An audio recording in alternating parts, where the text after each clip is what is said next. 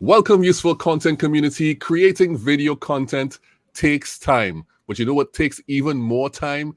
Getting all that video content to the right platforms. And today, you'll want to stick around because this week we are honored to have with us content creator, husband, dad, CEO, and founder of Repurpose.io, Hani Mourra, to teach us how to repurpose our video content.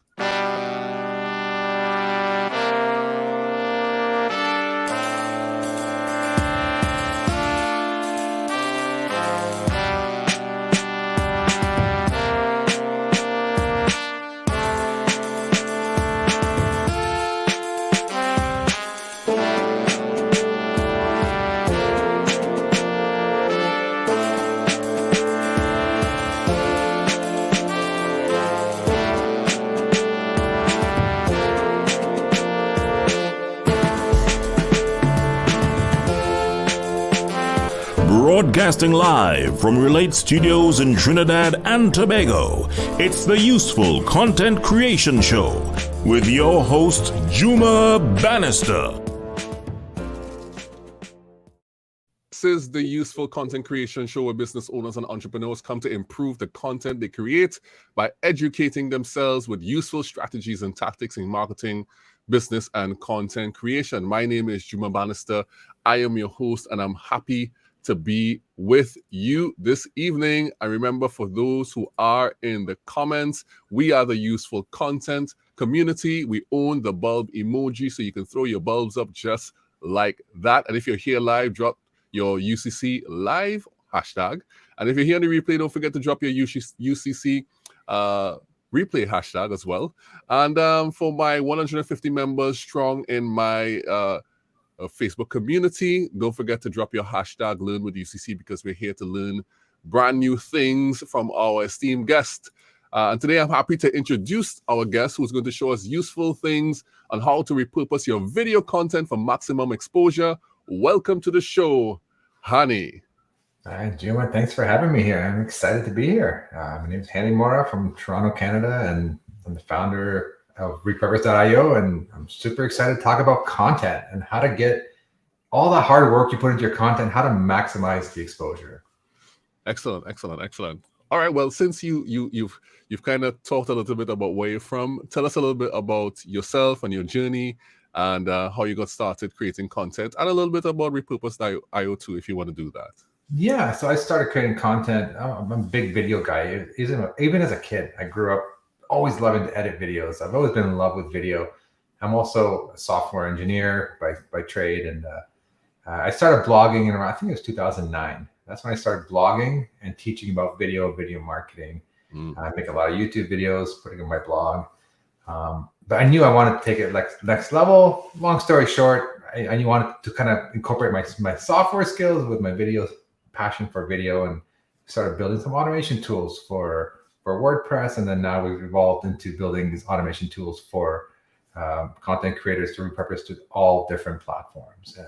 But the bottom line is I'm lazy. To be honest, I'm lazy in the sense that I like to just focus on creating content, and then that's why I got involved in building automation tools to get your content out to all the different platforms, because that's not where the value is. The value is in the content you deliver, and then you should have systems, team members, or tools to help you distribute that content. You shouldn't be wasting your time doing it manually. Right. So you are, I guess, well, now you're known for Repurpose.io because everywhere you appear online, you literally have the T-shirt on. Yeah. And that's what you're known for now. And it all started with this WordPress plugin because you know. Yeah, it's funny how you build something to solve my own problem. I was doing blogging and I was doing YouTube videos, and I want to put them on my blog, and I hated the fact to copy the embed code. So I'm like, let me figure out a way to automate this. So I kind of built a tool with the help of somebody, a WordPress plugin, to push my content from YouTube to my blog. And it evolved from there. I went from WordPress, YouTube to blog, then a year later, podcasting to blog, Facebook Lives to blog. And then enough people kept asking me, they're like, we love what you're doing. It's automation. I love it. Can you take it a next level up? Can you go from one platform to another? And my first answer was like, no, I'm a WordPress, we're focusing on WordPress. And then but enough people kept asking me. It got to the point where I felt like it was like my calling. Like I needed to try. And that's how Repurpose was born.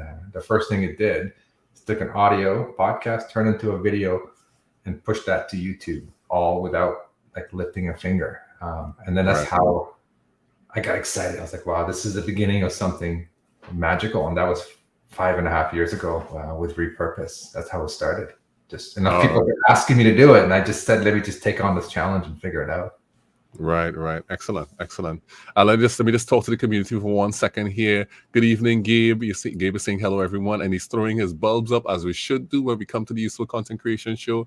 Ingo is saying good evening. I was online with Ingo earlier on this evening, and Rhonda is throwing up a hashtag UCC Live. It has been a minute. I haven't had a show for a few weeks now because of different things that have happened. But today we're back on with Hani, and it should be a really excellent show. Thank you for coming, Rhonda. So 5.5 years in, how have things been? The landscape has changed a lot. The journey for me personally it's been exciting. I've been meeting so many people. Just the fact that we have this platform has given me the opportunity to meet so many customers, users, but also people in the content marketing space. But in terms of like the landscape, our focus 5 years ago was podcasting, like audio. When I say podcasting, I'm talking audio content. That's where we started when we first started building Repurpose. And then within a year or so, enough people kept saying, this is great, but can you repurpose videos? Show us how to repurpose videos. Automate how we can repurpose videos into smaller clips and do all kinds of magic there. I'm like, okay. So we changed our focus to long form video. And then recently in January, we integrated TikTok. And that has been a game changer. I mean, we all know, if we don't know, we probably heard about it, that short form video is what all the platforms want right now. So we decided, let's go into TikTok, integrate TikTok in our platform. And then people have loved it. Love the fact that they can just do a TikTok do a TikTok and have it go out to all the different platforms, YouTube Shorts, LinkedIn, IG Reels, and Twitter, Facebook pages, all automatically. And that's been a game changer for our platform. Like it really elevated and took it to a whole new level. But more importantly, we learned that just short form video is where it's at. Like honestly, if you're not doing short form video, it's a great time to start. Yeah, it is a great time to start. And I noticed when you came onto TikTok, I think I was there. I was kind of around when you first started. When did you first jump on TikTok? I opened up an account early on, but never used it until around November of this year. November of last year. Last year. And that's when I started because I learned that we could integrate TikTok. They had some API. It was able to integrate TikTok, and then I started going on TikTok and learning because I'm a like traditional video guy. I'm a YouTube first kind of guy, right? It's like, I don't say old school, but I am older, and YouTube is your go-to platform. Long videos, that's the traditional video. But then I'm like, what can you teach in 60 seconds? Like that was always my challenge. Like, what can I say under 60 seconds that can deliver value? And I struggled with that. Right. I watched and I learned, and you'd be surprised. You learn techniques and how to structure your content so you can teach something of value in under 60 seconds. And so I started practicing and doing that. So one of those things I learned is you have to observe the platform that you want to go into and learn what people are doing and learn almost like the culture of it. It's almost got its own little unique culture. Even Instagram is a little different than TikTok, a little different than YouTube. So whatever platform you want to get on, study it a little bit, see how people do their content. And I don't want to say copy, but it kind of mimics the styles that you like, that you can resonate with for sure. Yeah, I mean, you take what's good and what applies to you. You put your own flavor in it. But you definitely take the structure and you take the ways and you apply it to what you have to do. Because I remember you just like popping up on my feed one time. And it was like, because I came onto TikTok like in the end of last year as well. Okay. So we came in around the same time. And I said, Repurpose.io, what is this? And this guy always wearing a cap. I don't know why. Why is he wearing a cap all the time, And at the time, there were some other people who were doing like that same kind of repurposing thing, but it seemed so technical. It seemed like it was mind-blowingly technical. And I hadn't signed up for Repurpose IO account yet, but I found when I looked at it, the tutorials, it seemed so simple. And of course there are other tools out there like Zapier and those things which kind of have a similar feel, but this was done for a specific purpose. Why did you decide to do this software for this specific purpose? Yeah. Number one, I love Zapier, and I'll be honest, kind of modeled the framework around how Zapier does things in terms of workflows. But I applied it to the space that I love, which is content, more specifically video, because I've always been a video guy myself, like I mentioned earlier. But yeah, I wanted it, like the goal was kind of had like two objectives. One goal was never having to upload anything to our software. That's always been like a design feature from day one, and have the option to 100% automate literally without clicking any buttons if you want to. You don't have to, but if you wanted to, you can automate. So those were kind of my rules when I designed the software. Right. So, and then, of course it evolves over time. We added options to schedule and give people options to manually publish. But to me, it's like, I want to just focus on creating, upload my video to, back then it was YouTube. Now for me, it's TikTok is my go-to now, and then let it go everywhere else automatically. So those were like kind of the rules of the dream. Like I say, my dream as a content creator, to create a tool that can solve my own problems, is to automate those steps, so I can just focus on making the video, and everything else should be automated. Right. Excellent. So let's see what the community is saying real quick.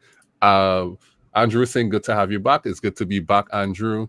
And that is quite a challenge, Hani. I think Ingo was referring to something you said earlier. I can't remember exactly what it was. Gabe has a question. We'll get to your question in a second, Gabe. We're going to transition now to the other part, which we kind of jumped ahead of ourselves a whole lot by me continuing to ask questions. But when we were talking offline, we said we would relax a little bit this evening. So this is part of me relaxing. But I do have some specific questions that I want to ask you. And the big question that I usually ask people when they come on the show is, what makes your content useful? What makes my content useful? Yes. I like to teach something. Well, I like to teach one thing per video. It's focused on answering a specific question. But me specifically, I've always been, what's the easiest way to achieve something? So I teach a lot about that. So I think that's kind of in the nature of our software, but also the nature of me. Like, here's a cool way to do this, or here's an easy way of doing this, and here's a quick way to do this. So focusing on, getting content creators to create content is sometimes a challenge. So I always like to teach about how to make content easily, and then obviously how to distribute it easily as well. So the word easy has always been part of my first blog. I think it was called Easy Online Video Tips. Like, I've always thought, like, what's the easy way of doing it? A, because I'm lazy a little bit, but B is like, you don't have to complicate everything. Like, there's optimal ways of doing it, but if you're start with the easy ways, and then optimize and improve as you go. Yeah. That's great. I'm loving it easy. I wish things were easier, obviously. I mean, I literally have a video saying that I'm a lazy content creator. Oh, yeah.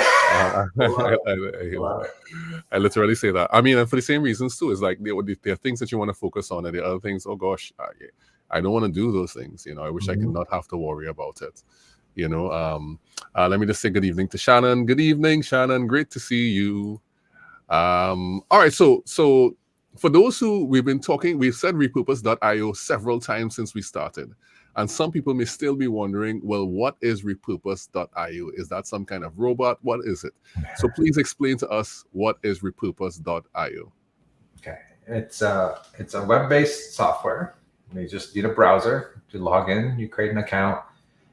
It's almost like a combination of a social media tool and Zapier, kind of together.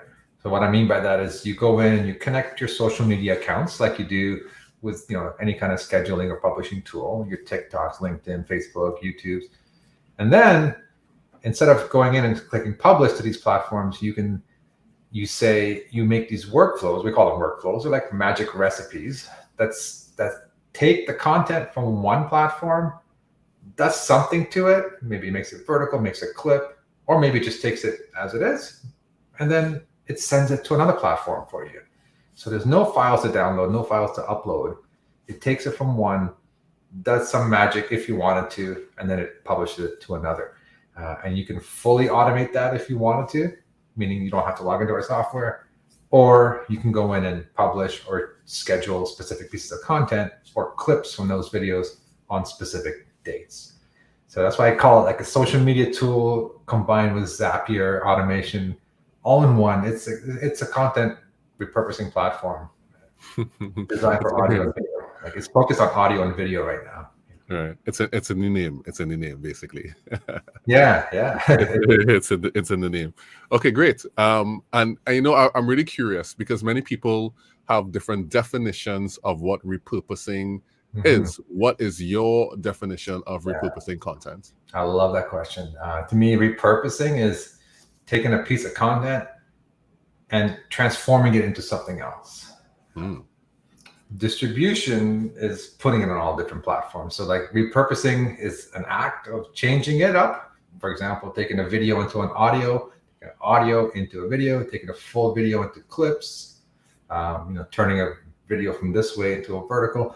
That's repurposing, turning it into text, like blog posts, turning it to social media text posts.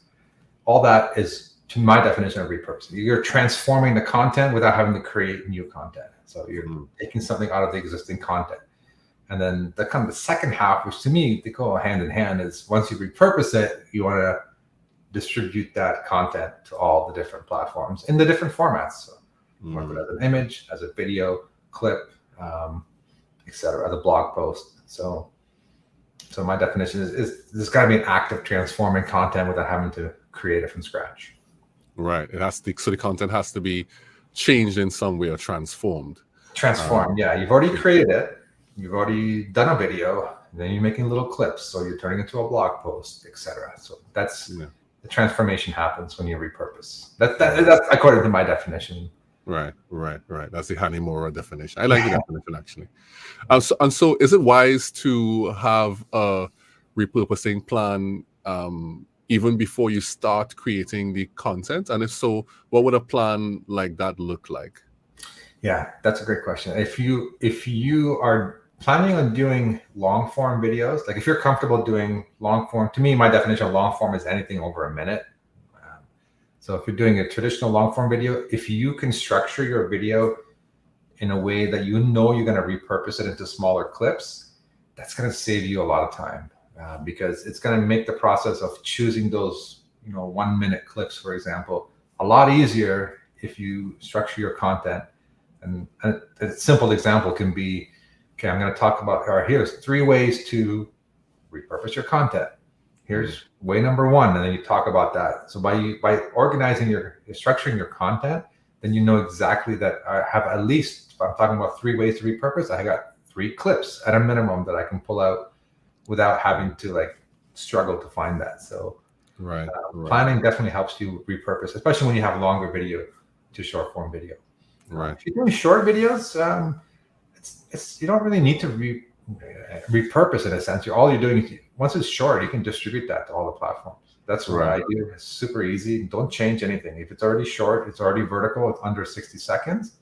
It's compatible with every single platform: TikTok, Reels, Pinterest, Idea Pins, Facebook, whatever, you name it. It's already compatible when it's 60 seconds and it's vertical. Right. Because I think the lowest bar right now is YouTube Shorts. They are 60 seconds. 60 seconds. I have a feeling that will change, but until then, we got to play by the rules. So that's why I always design my content. It's hard sometimes. I go TikTok first and I go everywhere else. I got to keep that literally 59 seconds or under. It can be difficult, but with a little bit of practice and structure when you plan it, it's doable for sure. I think coming in, when I started to use TikTok, everybody, the most popular kind of time frame was like 15 seconds. Now it's going up a little higher. Right now it's 21 to 34 seconds as like the most popular TikToks are around that length.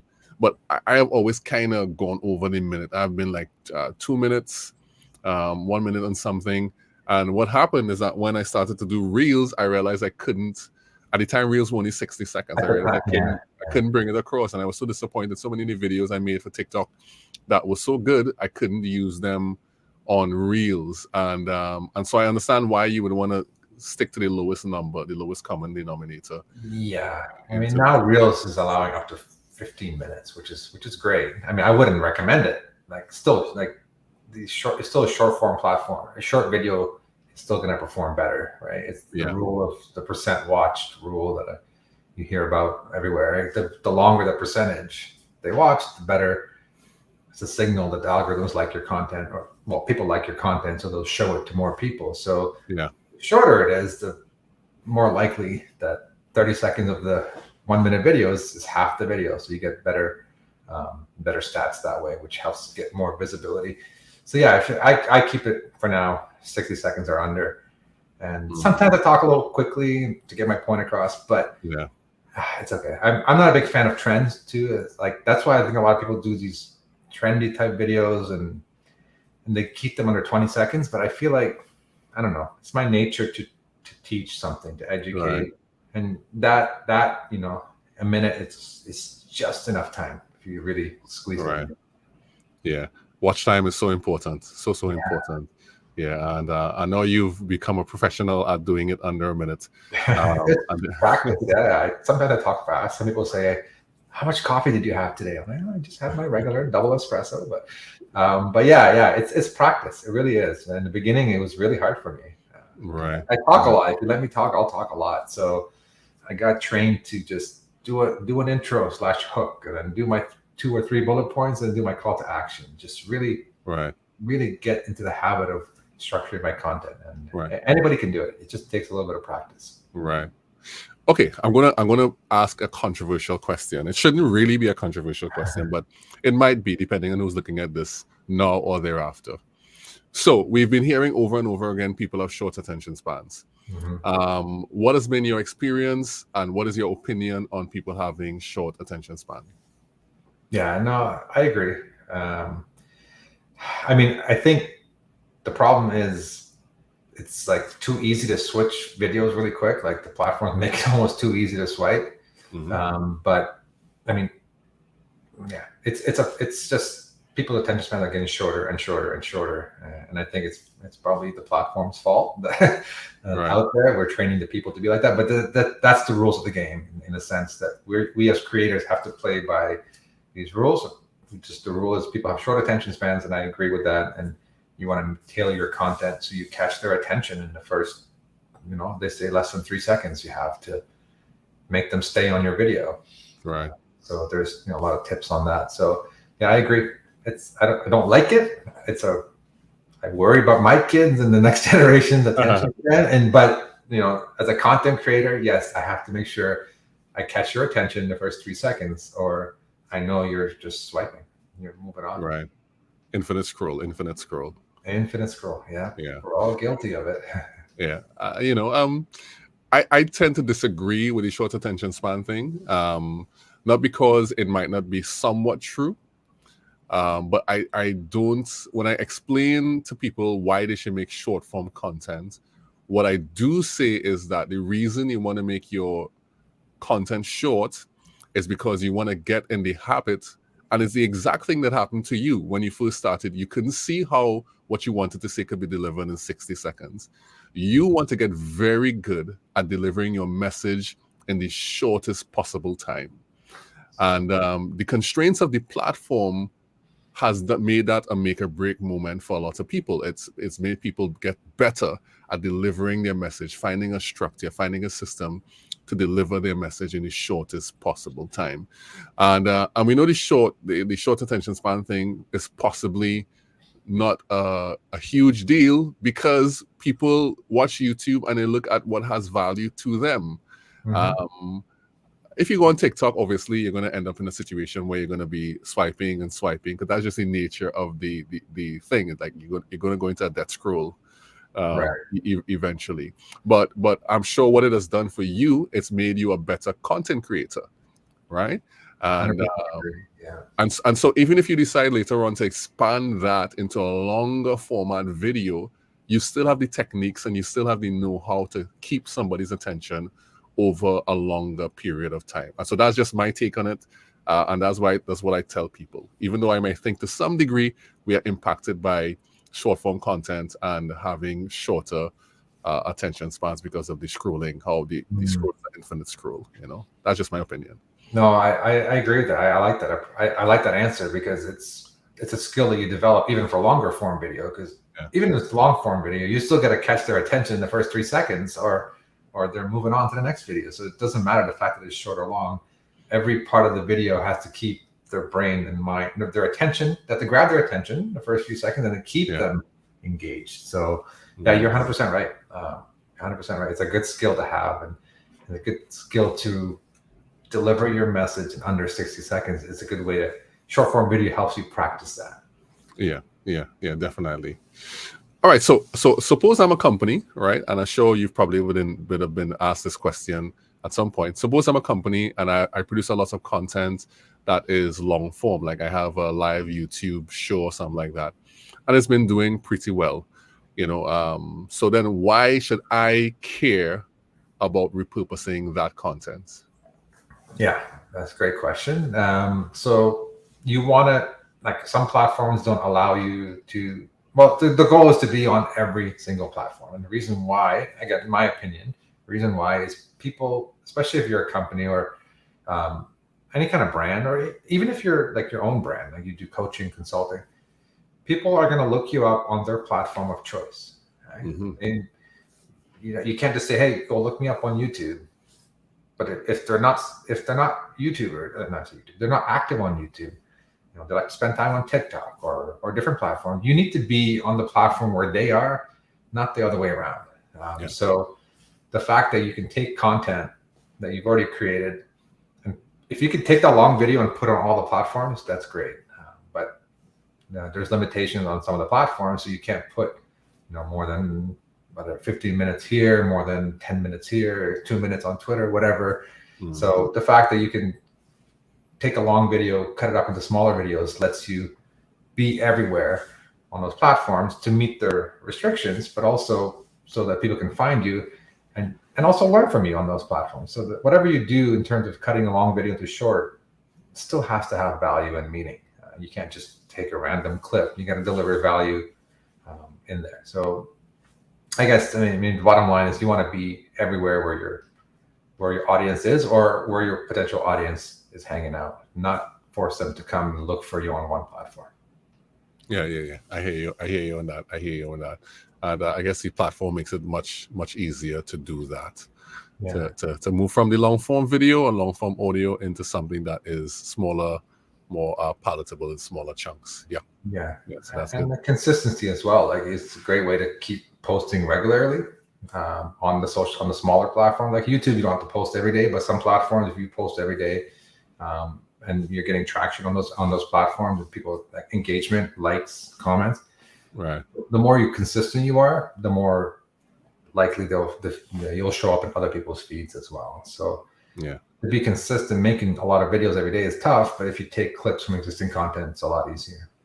Yeah, I was just about to say some of these platforms are hungry, but that would be not the best description. I would say some of these platforms are ravenous. They eat the content. They eat the content. As much as you would offer them, they eat it. TikTok is like that. Now Reels is becoming like that, and Shorts as well. So Shorts, you literally gotta keep feeding it, keep feeding it, and then you're almost like you're training. I feel like, I don't know if anyone here has like done any kind of AI or algorithm modeling. Like, the more data you feed it, the better it makes it. It can analyze your content and in terms of the views and stuff. So same idea. I feel like the more you feed it, especially now, right? It's not always going to be like this, but now that they're really pushing short form content, the YouTubes, the Instagram Reels, and obviously TikTok, the more you feed it, the more it's like a slot machine. The more probability that you're gonna get traction, and then they see the consistency that you're publishing daily or multiple times a day. Then Right. that's what they want. Right? Yeah. Excellent. So it seems that you've always been very big on serving specifically content creators. Is that because you yourself are a content creator, or you just feel that the market is underserved and it has potential for growth? No, I've always been a video guy, like I said earlier. But when I started blogging in 2009, that's when like I loved it. Like my blogs were not. I didn't like writing. I like making videos. So I would Right. make videos and then embed them. So I've always been a content, less of a writing, more of a video guy. And then I got involved in podcasting. Like once I launched that first WordPress plugin, it was like 9 years ago. But then somebody said, "Hey, take that idea and apply it to podcast." No, actually, no. So somebody approached me and said, "Hey, can you edit my podcast for me?" And I'm like, "What's a podcast?" I didn't know what a podcast was. And I got learned about the podcasting community, and I'm like, "Oh, this is awesome." I started consuming content as a listener. I was listening to a lot of podcasts, and then I started going to podcasting conferences, and then somebody said, "Hey, can you make a tool that will take podcasts to your blog?" And I'm like, "Oh man, this audio thing is so powerful."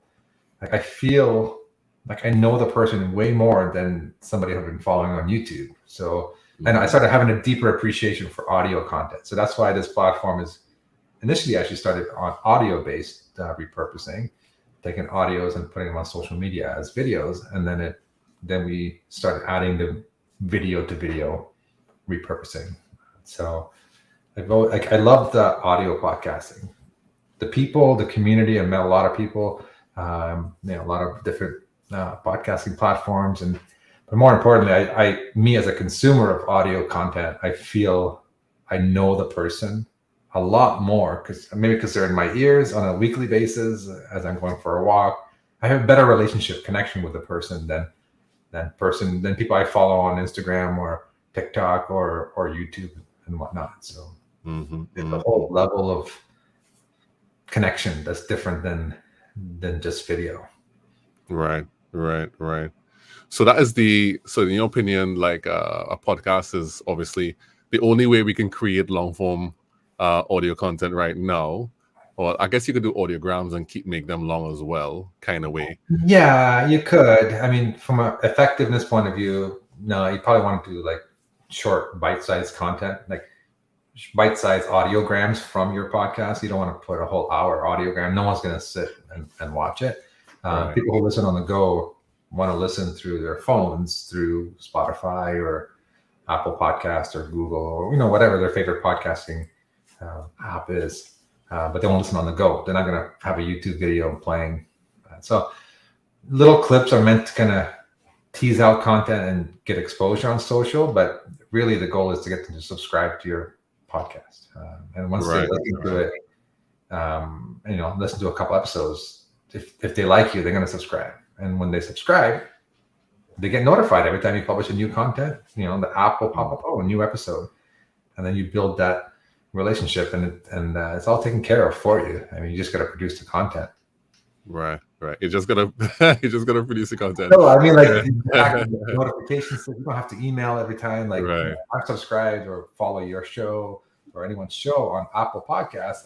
I see it on my phone every time there's a new episode, which is great. Like, it's great for us as the creators that we have Apple and Spotify to keep pushing our content to our followers. Right. All right, let me insert Gabe's question right here. Gabe, sorry I took so long to get to the question. Let me insert Gabe's question right here, but he's been waiting a while to get this answered. Gabe asks, what has been the best benefit that you have seen from creators who have taken advantage of Repurpose.io?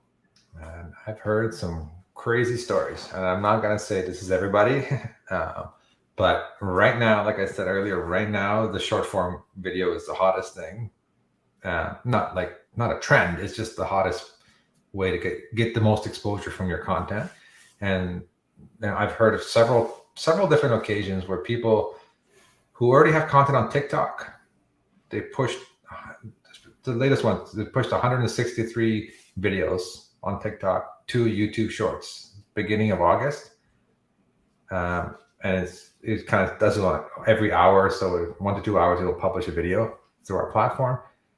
And he went from 0 to like, I didn't say 68,000 followers. Like it was something insane. Like he showed me and I was like, are you kidding me? This is crazy. He's like, he had nobody, like he didn't have a YouTube channel and he instantly grew at millions of views. And I was like, what did you do? He goes, I just pressed auto publish on Repurpose and I let it go for a month. And it took, every couple hours he would publish a video. Again, I'm not going to say that's like the norm, Right. But the fact that you can take content you already have, whether you're taking it from Instagram Reels or taking it from TikTok and pushing it out to these platforms that are hungry for short form content, you can push it out very quickly with minimal effort. It's just going to ramp up your exposure. Like I'm saying YouTube Shorts right now. I mean, to me, I love going to TikTok, but now YouTube Shorts, especially in the past couple of weeks, is whether you do it through Repurpose or you just publish there, just go get on YouTube Shorts because I heard that they've linked their discovery algorithms between short form and long form. Really? So if people see your short form gets shown to not your audience, it gets shown to more just a kind of wider net. And when people see your short form, the related videos are to your long form now. So like people who see you on short form are going to discover your long form. So the engines I heard are now, I think they announced it a couple of weeks ago, that the discovery algorithm is linked between short and long. It wasn't before. Right. So if you have content on YouTube, people are going to learn more about that content just through the related videos and stuff like that from your shorts. So Right. I'm just imagining that. So it makes me think that you kind of have, it goes back to the question I asked earlier about having a plan. If you kind of have to create some platform neutral content. Like I kind of have a couple of videos that specifically talk about TikTok. But if that ends up on YouTube Shorts, it loses the context, Yeah. Well, I mean, if you're teaching about TikTok, it's one thing. But if you address the audience as, oh, hey, TikToker, or here's my, hey, TikTok audience, then that's going to lose its meaning. But so I try to be, like you said, neutral about that. I don't say, click the subscribe button here or follow me I just keep it, hey, follow me for more tips. Like the call to action is generic and I don't address any particular audience. Oh, hey, my TikTok friends, how you doing? Blah, blah, blah. I keep it neutral, like you said. Right. But yeah, you're right. If you gotta keep that in mind, knowing that it's starting on TikTok, for example, but it's ending up on all the other platforms, and nobody's gonna know it started on TikTok. Like it's just that platform is fresh, new content. So yeah, it's a good point about keeping it neutral and planning a little bit ahead. You don't want to be like. People are gonna get hey, TikTok friends. Hey, TikTok. Wait a second. Am I on the wrong app? What happened? It'd be so funny. All right. In your opinion, what is the best way to create long form video content? Like tools wise, or like what do you think? What's the approach? So should you is it a live show versus a planned piece of structured content? What do you think is the best way to do it? Me personally, like for our business, I find that we've been going just education, like teaching about our topic, which is like content marketing in general, like teaching about content tips, about tools, about creation tools, about a little bit about our tools as well. But educating people, that's what we've been focusing on. We haven't tried interview style shows, so I can't say for us personally if that would work or not. We are thinking about interviewing some of our customers and having them share their experiences and what their business is about and how they're growing, and let them educate our audience on what tips they have, not about our tool, but in general about content and what they're doing. So we are actually lining up a few users to interview, but we haven't tried that yet. But I feel, especially like to me, long form, number one channel is YouTube for me. Like the go-to platform is YouTube. Optimized for search, So for search, if you're optimizing for search, you do a little research. Typically, it's some kind of how-to something. How do I do this, or how do I do that, and what tools do I do? Whatever, like research. There's tools like IQ and stuff like that are great for that. And then just build content around that. So don't build random content. Use tools to help you find highly searched or medium search words with low competition. Optimize for those and make content around those keywords. That's our approach. Like we're doing it for a purpose of searchability, to be found. Right.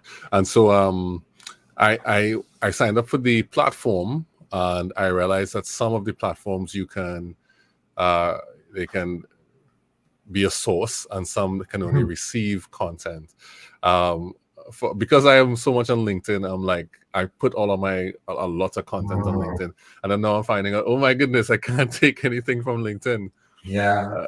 Go ahead. I was gonna say that's something that's always been on my mind. Like we have an idea board that people recommend different ideas and integrations, and I'd love for you to recommend that feature because people can upvote that feature. But yeah, I mean, I've looked at it. I think it's technically possible. We just haven't had enough people ask for it. That's what I'm saying. If you put it on there and then people say, oh, can I repurpose on LinkedIn? Then they'll start upvoting, and we use that kind of idea board as a way to plan our roadmap for the next few months on what to prioritize. So I'm pretty sure, don't quote me on it, I'm pretty sure it's technically possible.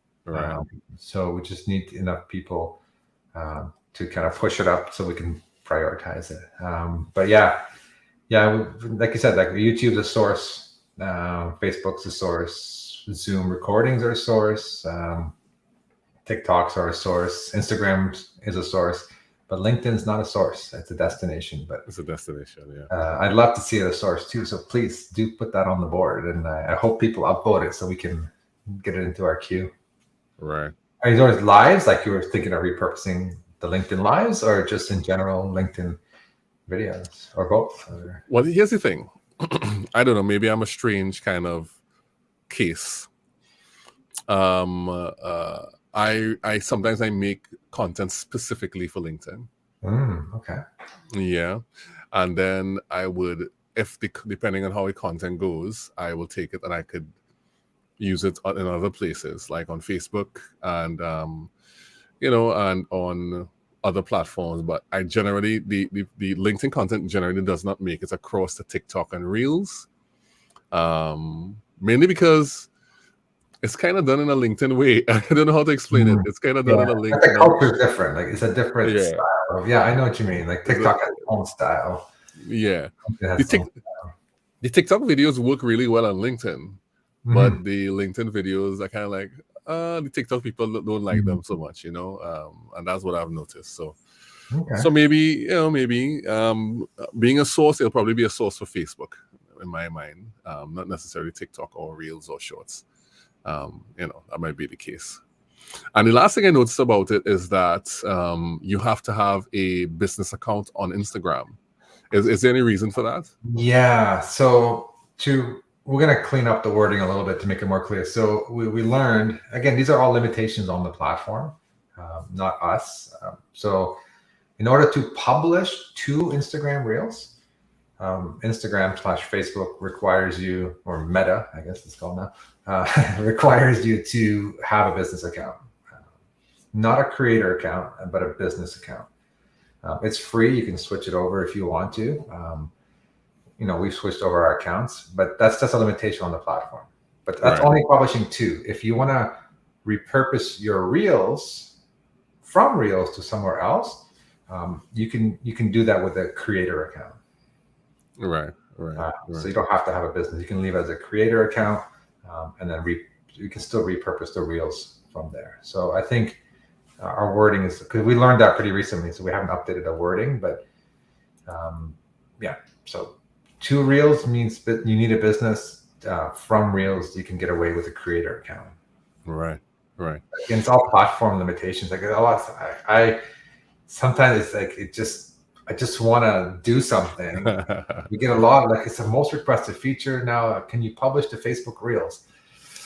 I really want to, but the platform's not allowing it. Only Instagram Reels right now. Can you publish it here? I wish we could, but there's no technical way. We can't do it. We're at the mercy of each platform, what they're allowed or not allowed to do. So yeah, sometimes it's frustrating for me, not because people ask for it, because I really want it. Like I want it as bad as our customers want it, because I would use it myself. But it's just not available. Like they don't have a mechanism for us to upload to Facebook Reels, for example. Right. Upload to Facebook pages as a video, but not to Reels section. And I'm sure that's going to change. And Instagram was the same until about a month ago or so. Maybe a month and a half ago, nobody can publish to Instagram Reels. No third party can publish, just to Instagram, but not to Reels. And then all of a sudden they open up their API interface, and boom, we were one of the first ones to integrate, because we already had all the approvals and we already had the Instagram integration. And within a couple of days, we were publishing to Reels. And so, platforms give, they open up more and more as they go. So I'm hopeful that Facebook Reels, for example, will become an option as a destination. Right. Hopefully sometime this year, if we're lucky. All right. Excellent. All right, so let's jump into the other segment of the show. The discussion has been going very, very well, but let's jump now into agree, disagree. This is where I make some statements and you can tell me if you agree or disagree. So let's go into agree, disagree.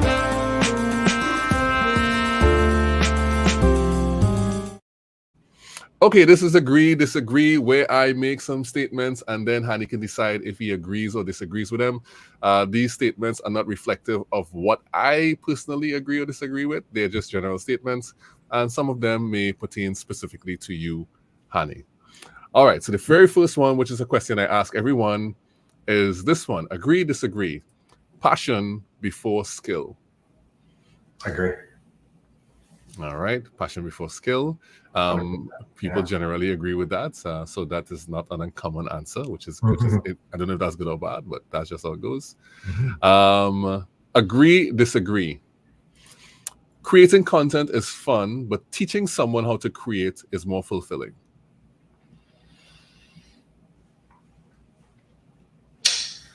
I disagree. Ooh, pray tell.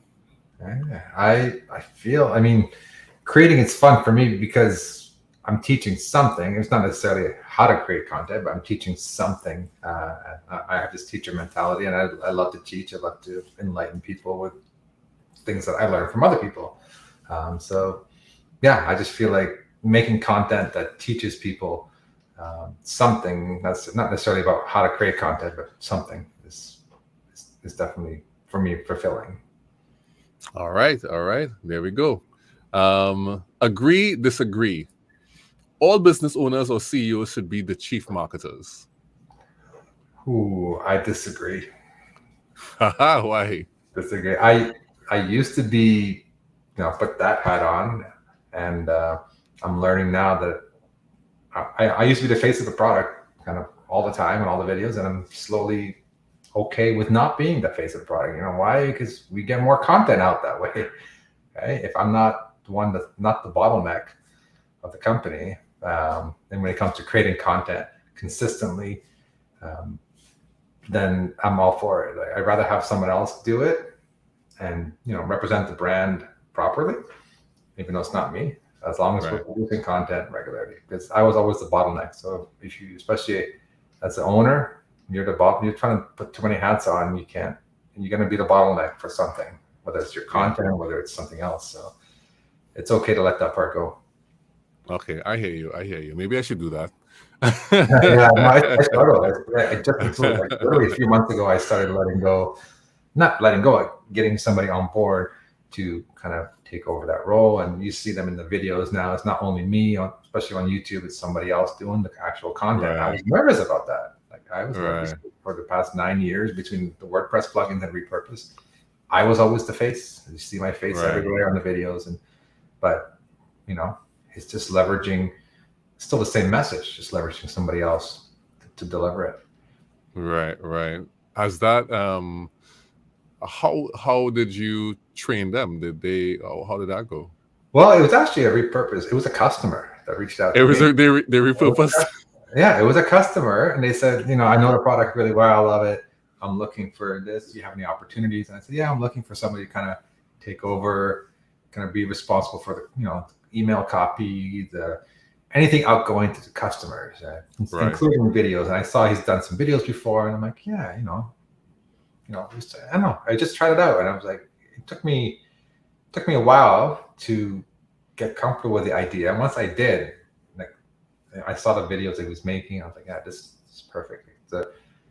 He's similar style to me. I didn't have to train him my style. Mm-hmm. Like the style is the same. He's not like over the top, and I'm pretty chill guy, pretty kind of low energy. Not say low energy, but relaxed, chilled guy. And he was similar style, but he also communicates well and educates. And yeah, I mean, you gotta try it out. If it doesn't work, it doesn't work. But so far, it's been working for us in terms of being consistent with our content, our long form content.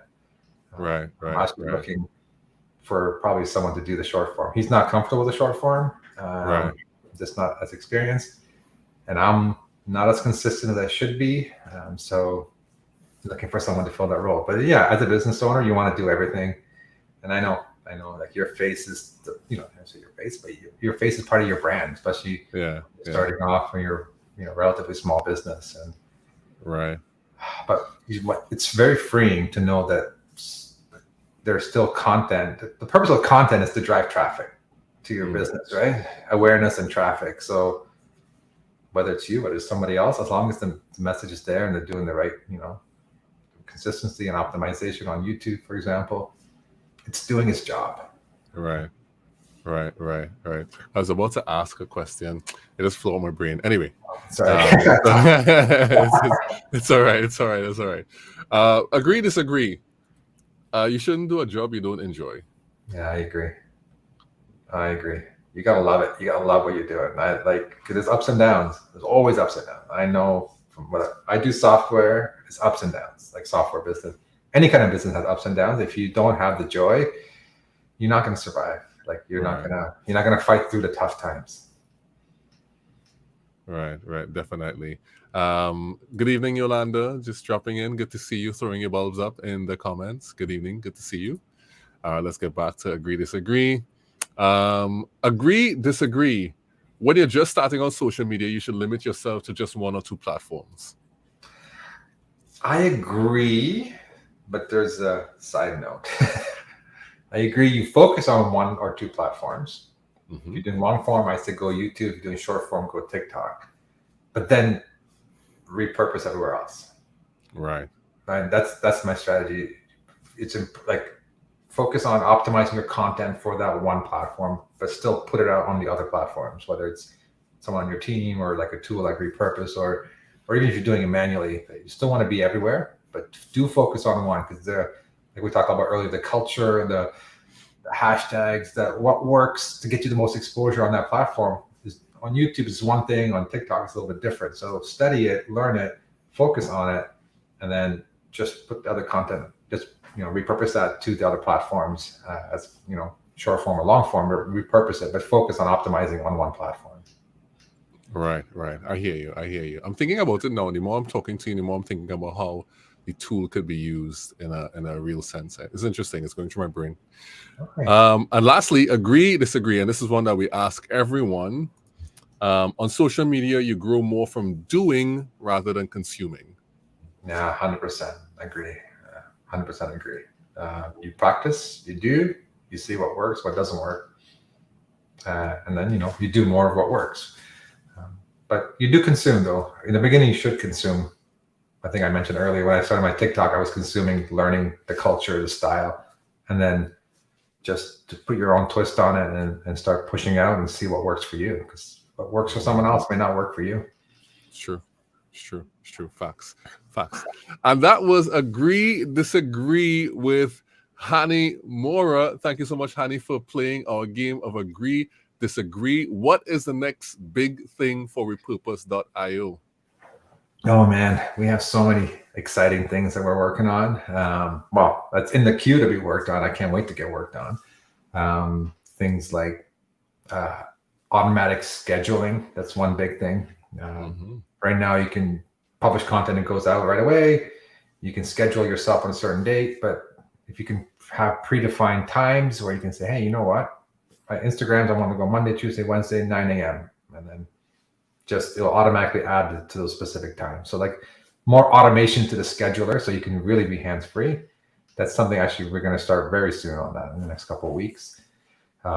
Just integrating more platforms they come, doing more stuff with transcriptions. That's another area we're focusing on, like trying to guide you and help you choose the clips or recommend clips from long form video based on like the frequency of certain words. So we're like exploring that idea. Like when you go from long form to short form, sometimes it's tricky to, especially when you do an hour interview, it's tricky to kind of pick the clip. So we might recommend like 10, 20 clips, and then, you know, you can still tweak them, but at least it helps you break down the content into different sections. So that's another area I'm excited about.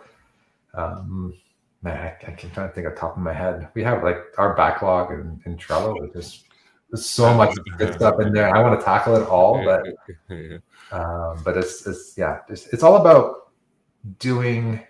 At some point, I think we're going to get into the graphics portion as well. Right. So right now it's audio video based, but repurposing into graphics, summarizing transcripts into blog posts for you, stuff like that, where we incorporate more than just taking little clips. We also incorporate the transcription, summarize that down, and maybe make a social media text post for you from this transcript here. So there's a lot of exciting technology we can develop some of it, but also bring in some of it. That's the beauty of our platform. It's connecting things together. So, you know, if someone specializes in this, we can pull in some module or license this thing and plug it into here to help you do summarizations. And yeah, I'm excited. There's a lot coming, just a matter of putting in the right order. Yeah. It's just finding the things that will at the right time, you know? Yeah, exactly. I want to do so much. I'm like, guys, come on, we're not moving fast enough. I'm always telling the guys, we're not moving fast enough. But I mean, in reality, we are. But in my mind, I was like, all right, I'm already like thinking about this, and because people complain about this, let's try to make this process a little bit easier, a little more automated. So it's all about building small automations to help you, streamline your process. Yeah, I know the environment. I used to work, the longest job I ever had was 4 years, was working inside. I was the only creative designer inside of a software company, and they were building out software products. And so I was in the middle of all these programmers, and I sometimes they wanted a user interface. I had to make the user interfaces, and so I understand the environment and how those things go. My old boss used to always say, and he had a saying, he used to say, suddenly takes a long time. So And I was this mentality about so many things, because you build, and then one day is like this thing happens, So yeah. And what happens is like awesome, and then I'm guilty of it. It's like, all right, guys, what's next? What, like, you know what I mean? Like they just built this massive feature, and then it's like, okay, what's next? I'm always looking forward. And we have a great team, and I love this process. Sometimes I get almost ahead of myself, because in my mind, it's already done. Like I've already mapped out, okay, let me do this. We can just do this and do this. And okay, guys, how come it's not done yet? You know what I mean? Like in my mind, it's done, but obviously. Okay, you said it. That's how visionaries think. They say something, and in their brain, because once it's out your head, it has to be real. It's like, exactly. Exactly. I'm like, I'm guilty of that. But no, it's great. I mean, again, we have an idea board. This has been a really good a nice feature we added in the past 6 months or so, that you can go inside the app and just say, hey, I want to request an idea. And I think that's really helped us, because I have all these crazy ideas, but I'm not, I'm a user, but we use our own software to do everything in long form, short form, everything. But I'm not the only type of customer. So we always rely on people voting, that you could upvote different ideas that other people recommended. So we use that as our baseline for what are we planning for the next few months. Let's go to the idea board and see what people want and see what we can pull in. I'm going to put on the idea board the ability. I don't know if it exists yet. Maybe it does. Like a management account where I could have clients inside of my thing. So if I have clients and I want to repurpose their content, I can have this master account and have like client accounts inside of there and manage all those things, you know. So I don't know if that's a thing, but maybe that might be a thing. Yeah, definitely. No, it's not a thing right now. I mean, right now we have an agency plan, but it requires you to connect. It's one account, but you can hook up to 20 different YouTube accounts, 20 different TikToks, like your client accounts, but it requires you to know their password and connect their platforms as opposed to managing their account. So that's an interesting idea. I would be able to, you as a master account can control other people's accounts. So yeah, that's a good idea. Definitely add that to the board. Yeah. I'll add it. All right, great. It was great talking with you, Hani. Can you tell the people where to find you? I have a personal website at hanimourra.com, but if you want to learn more about Repurpose, you can check it out and try it for free at repurpose.io. All right. So repurpose.io, sign up for a free trial to automate your content repurposing. And I guess they can find repurpose.io on TikTok as well. Oh yeah, we're at repurposeo. That's our handle. And on Twitter, it's the same. LinkedIn, Facebook, it's YouTube, everywhere. We're at repurposeo. And do you like people to connect with you on LinkedIn? I do. I'm using it more and more now. Twitter is the only one where I use it, but I don't get a lot of traction there. That's fine. I'm okay with it. You know, I'm there. But yeah, I like LinkedIn. I think I met you through LinkedIn. I've met a lot of people through LinkedIn. It's just what happened? I met you on TikTok. And maybe it was TikTok first, and then and then we kind of, there was some cross pollination there. We went through, and somehow we connected on LinkedIn as well. Yeah, I think LinkedIn made you real. On TikTok, it's like, oh, this is some dude with a company, but LinkedIn, talking really fast again.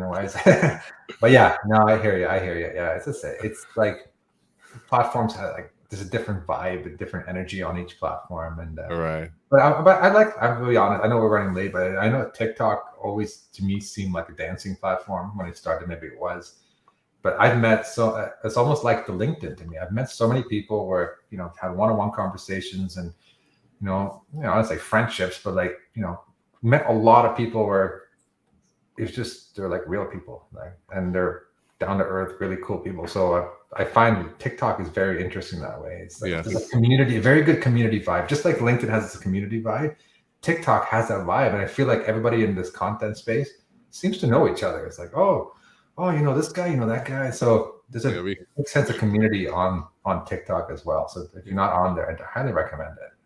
Yeah, we get it wrong. And also when you get there, repurpose your content too. So all right, thanks so much everyone, you in the useful content community. Thank you for being here with us this evening to talk about repurposing your content, and we'll see you next time on the Useful Content Creation Show. Bye everybody. Stay in the green room, Hani. I'm gonna get to you, right?